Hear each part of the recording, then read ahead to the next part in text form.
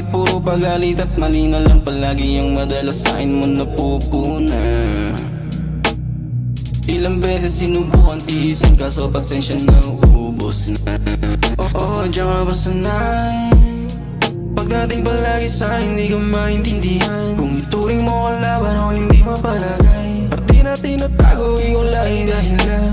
Magdamag na lunaw na di na makaalis. Kailan ba matatapos lahat ng pagtitiis? Dami pa ako gagawin, ayokong bumalik. Kung ano nakasanayan, lantaran, baby di na pwedeng bumalik.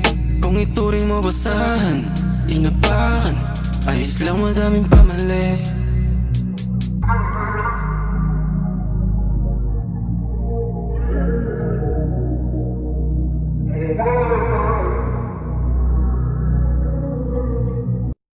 Pagkasama natin para malinaw,